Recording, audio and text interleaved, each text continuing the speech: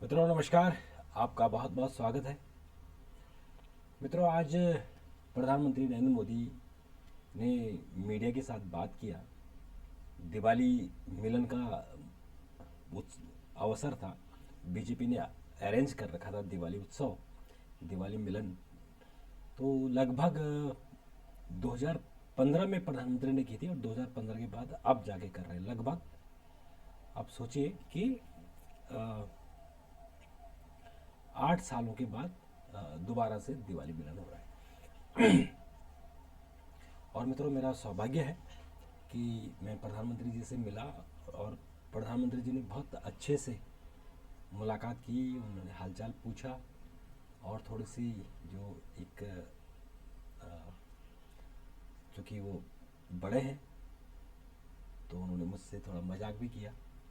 तो बहुत अच्छा लगा क्योंकि लगभग 8 साल बाद उनसे मुलाकात हुई थी। 2014 में 2015 में मुलाकात हुई और उसके बाद फिर ऐसे ही मुलाकात हुई चलते चलते, जैसे कि पार्लियामेंट में मुलाकात हो जाती है तो वो दूर से मुलाकात होती है। लेकिन आज मिले, उन्होंने हाथ मिलाया, बातचीत की और उसके बाद उन्होंने हालचाल जाना। तो दरअसल उन्होंने आज जो हमारे सामने यानी मीडिया को उन्होंने कुछ कहा कि मैं आपसे कुछ मांगना चाहता हूँ और एक बहुत बड़ी चिंता उन्होंने व्यक्त की। वो चिंता है डीप फेक, यानी जो आर्टिफिशियल इंटेलिजेंस के युग में जो किसी भी व्यक्ति का, किसी भी हीरोइन का, हीरो का, किसी व्यक्तित्व का, किसी पॉलिटिशियन का आप अवतार बना सकते हैं और उससे कुछ भी करा सकते हैं और पता भी नहीं चलेगा कि असली है नकली है। जब बदनामी हो जाएगी तब पता लगेगा, तब लोग जब सफाई देंगे कि हम नहीं हैं। जैसा भी जो रश्मिका मंदाना का एक अवतार आया था, उसकी फ़ोटो तो किसी ने उसका एक आर्टिफिशियल चेहरा बना के और उसको वीडियो बना दिया था। उसके बाद प्रधानमंत्री का अभी पिछले हफ्ते एक वीडियो आया है और वो वीडियो शायद आप सब ने देखा होगा। वो वीडियो है कि प्रधानमंत्री एक गरबा नृत्य कर रहे हैं। तो किसी को भी देख के लगेगा कि वाह कितना अच्छा गरबा कर रहे हैं और बहुत ही एकदम टेक्निकली, जो क्योंकि गरबा जो डांस होता है वो बहुत तकनीकी होता है और वो दैवीय नृत्य है, आध्यात्मिक है। तो उसमें कोई गलत नहीं कर सकते। जैसे आप मन माफिक नहीं नाच सकते। उसके स्टेप से होते हैं, कैसे स्टेप, हाथों के भंगिमा, पैरों के उनकी चाल और उनके कितने स्टेप फ्रंट बैक इस तरह से होता है, वो बिल्कुल एक्यूरेट कर रहे हैं। तो आज प्रधानमंत्री ने, अगर प्रधानमंत्री नहीं कहते तो शायद ये पता नहीं चल पाता। प्रधानमंत्री ने कहा कि वो जो वीडियो चल रहा है वो मेरा नहीं है, वो बेसिकली डीप फेक है। वो किसी ने आर्टिफिशियल इंटेलिजेंस के माध्यम से वो चेहरा उनका लगाया और उनसे नृत्य करा दिया। अब चूंकि ये तो चलो नृत्य है, अगर कोई गुजराती है, गरबा हो रहा है, नृत्य है, अगर लोग ये मान के चल रहे हैं कि वो असली है तो कोई बुरी बात नहीं है, क्योंकि गरबा होता है गुजरात में, तो गुजराती हर व्यक्ति करता है और बाकी तो इसके लिए ट्रेनिंग भी लेता है। तो प्रधानमंत्री ने कहा कि मैं जब स्कूल में था तो मैं खूब गरबे करता था और बहुत अच्छे से करता था। तो उनका जो नवरात्रि में वो पूरे 9 दिन के व्रत रखते हैं और एक सिर्फ लौंग पर निर्भर रहते हैं। बाकी लोग तो कुछ ना कुछ खा लेते हैं, ये पूरे 9 दिन केवल एक लौंग का दाना मुंह में रखते हैं। तो इनकी एक श्रद्धा है। तो आज उन्होंने इस बारे में बड़ी चिंता की और उन्होंने कहा कि सोचिए आप कि ये जो आर्टिफिशियल इंटेलिजेंस है, जो लोगों की हेल्प कर रहा है, जीवन बदलने में हेल्प कर रहा है, अगर ये गलत हाथों में पड़ गया और इसने गलत चीज़ें करनी शुरू कर दी तो ये कहाँ तक जाएगा? कोई रोक सकता है क्या? क्या क्या चीज़ लोग दिखा सकते हैं, क्या क्या चीज़ लोग बना सकते हैं? तो उन्होंने मीडिया से कहा कि आप इसको इसको रोको, आप रोक सकते हो। आप, चूंकि मीडिया की एक क्रेडिबिलिटी है। जैसे उन्होंने कहा एक साधु है, कोई भी अगर भगवा कपड़ा पहन लेता है तो हम कहते हैं साधु है, यानी उसकी उसको 50% जो तवज्जो तो इसलिए मिल जाता है कि वो साधु है, उसने भगवे कपड़े पहने हैं। वो असली साधु है ये बाद के 50 में पता लगता है, या नकली है या झूठा है या कोई चोर के वेश में है। कोई चोर जो है बचने के लिए साधु बना हुआ है, ये बाद में पता लगता है। लेकिन पहला जो इंप्रेशन जाता है ये साधु है, यानी शुद्ध आत्मा है। तो ये ठीक होगा। ऐसे ही मीडिया जो भी बात करती है तो पब्लिक ये मान के चलती है कि मीडिया ने कहा है तो सच होगा। तो उन्होंने कहा इसलिए आपकी जिम्मेदारी है कि आप जैसे ये डीप फेक आता है इसके बारे में लोगों को जागरूक करिए कि फेक है, झूठा है। और जो आर्टिफिशियल इंटेलिजेंस है उसका इस्तेमाल कैसे करना है ये भी लोगों को जागरूक करो, क्योंकि ये पूरी दुनिया में आज मीडिया में ट्रांसफॉर्मेशन हो रहा है। मीडिया में आर्टिफिशियल इंटेलिजेंस आ गया है। तो ठीक है, ये आप आर्टिफिशियल इंटेलिजेंस का यूज़ करो, लेकिन सदुपयोग करो, यानी अच्छे के लिए उपयोग करो। जैसे लोग कर रहे हैं कि आपका जो हाथ का काम है आर्टिफिशियल इंटेलिजेंस से वो जल्दी हो जा रहा है, रिजल्ट एक्यूरेट और फास्ट है। लेकिन अगर यही आप गलत हाथों में चला जाए, जैसे आजकल जब इंटरनेट आया तो एंटीवायरस भी आ गया। अब इंटरनेट से तो क्रांति आ रही है, लेकिन अब एंटीवायरस जो वायरस है वो उसको परेशान कर रहा है, उसके कंप्यूटर को हैक कर दे रहा है, आपके बैंकिंग सिस्टम को हैक कर दे रहा है। तो ऐसे भी हैं दुश्मन है, ऐसे पागल हैं कि कुछ लोग तो अच्छा काम कर रहे हैं, कुछ लोग बुरा काम कर रहे हैं, वो वायरस को जन्म दे रहे हैं। तो ऐसे ही आर्टिफिशियल इंटेलिजेंस में भी कि आपको अच्छी चीज़ें तो होंगी, लेकिन बुरी चीज़ें भी है ना। अब बुरी चीज़ें क्या है कि आप कैसे ये साबित करोगे, कैसे इसको रोकोगे कि किसी की गलत फोटो ना बने, किसी का गलत वीडियो ना बने, किसी का दुष्प्रचार ना हो, ये कैसे रोकोगे। तो आज उन्होंने बहुत बड़ी चिंता जताई और इस चिंता में हम सब लोग भागीदार हैं, क्योंकि अभी हमने तुरंत देखा कि रश्मिका मंदाना का वीडियो हमने देखा और उसके बाद हम प्रधानमंत्री का गरबा करते हुए नृत्य देखा। ये तो प्रधानमंत्री ने कह दिया, नहीं तो अभी तक सब लोग कह रहे थे कि वही डांस कर रहे होंगे, वही नृत्य कर रहे हैं। तो इसका मतलब ये है कि अब हम इससे हमको कैसे बचा जाए, इस पर बात करनी है।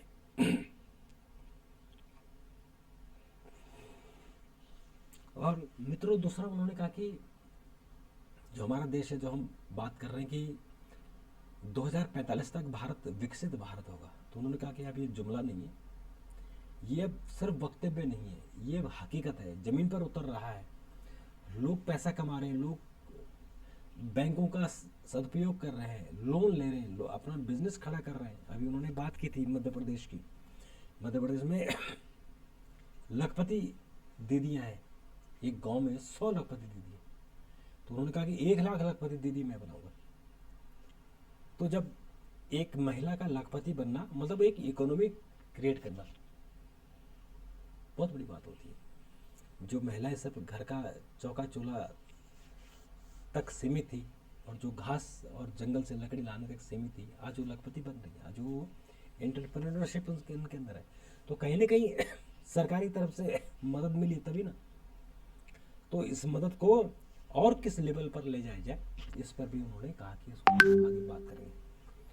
और उन्होंने कहा कि अगर मीडिया सपोर्ट करे, अगर मीडिया शहर को ले ले, 10-10 हज़ार की आबादी वाले शहरों को ही ले ले और वहाँ लोगों को जागरूक करे, तो वो लोग इकोनॉमी क्रिएट कर सकते हैं। तो आज मीडिया से उन्होंने बड़ी अच्छी बातें की और ये बातें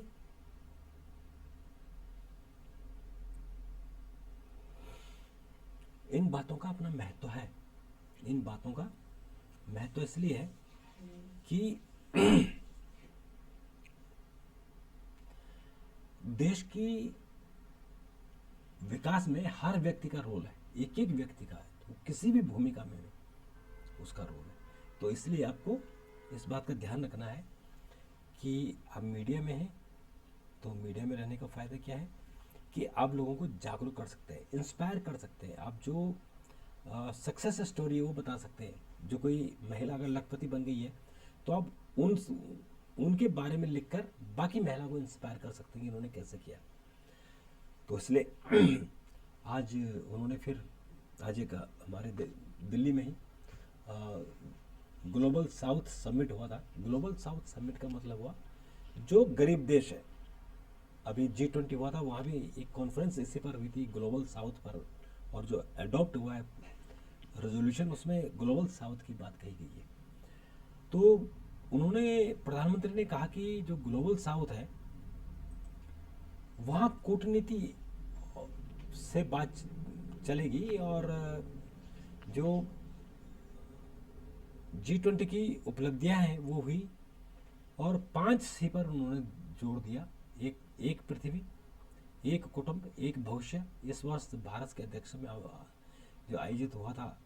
और उसमें उन्होंने जो 5 सी रखे थे, एक तो परामर्श, संचार, सहयोग, रचनात्मकता और क्षमता निर्माण। उन्होंने कहा कि ये मंत्र है, अगर आप इस 5 मंत्रों को मान लें तो फिर सभी देश जो ग्लोबल साउथ है, यानी जो अर्ध विकसित देश है, वो सब विकसित हो जाएंगे। और G20 के उन्होंने बहुत सारे एग्जाम्पल दिए। G20 का अभी ख़त्म हुआ है और अभी उसके ऑनलाइन कॉन्फ्रेंस भी G20 की होनी है, शायद 20 या 22 नवंबर को होनी है, तो वो भी उन्होंने बात कही। और उन्होंने इजराइल और हमास के बीच जो युद्ध चल रहा है उसमें उन्होंने कहा कि कूटनीति और बातचीत से ही बात बनेगी, यानी इनकी जो झगड़ा होगा वो इसी से समाप्त होगा कि कूटनीति से बात करें या दोनों संगठन आपस में बात कर लें, इजराइल और हमास। और उनका कि जो आम नागरिक मारे जा रहे हैं उसकी निंदा की जानी चाहिए, आम लोग नहीं मारे जाने चाहिए। हमास को मारो, हमास आतंकवादी है, उसको मारो, लेकिन आम फिलिस्तीनियों को नहीं मारा जाना चाहिए। तो मित्रों, ये प्रधानमंत्री ने आज बहुत बहुत महत्वपूर्ण बात कही। आज 2 और महत्वपूर्ण बातें हैं। एक तो कि उत्तराखंड में, उत्तरकाशी में सुरंग है, वहाँ करीबन आज 5 दिन हो गए, 40 मजदूर फंसे हुए हैं एक टनल के अंदर। उनको निकालने की बड़ी कोशिश की जा रही है। हमारा वायुसेना बड़ी बड़ी ड्रिलिंग मशीन लेकर आया है और आज जो ड्रिलिंग मशीन हुई है उसमें 60 मीटर लंबा मलबा जमा हो रखा है। तो उसके अंदर ही अंदर एक ड्रिल हो रही है और उस ड्रिल में फिर बड़े बड़े पाइप डाले जाएंगे और उस पाइप के माध्यम से फिर जो फंसे हुए मजदूर हैं उनको निकाला जाएगा। और चूँकि 5 दिन हो गए, उनको अब दिक्कत ये है कि कहीं वो ऐसा ना हो कि उनको प्रॉब्लम हो जाए। और अब वो, क्योंकि 5 दिन एक गुफा के अंदर इतनी ठंड में रहना, कैसे रह रहे होंगे, ये तो ईश्वर ही उनकी कृपा करेगा, तो वो होगा।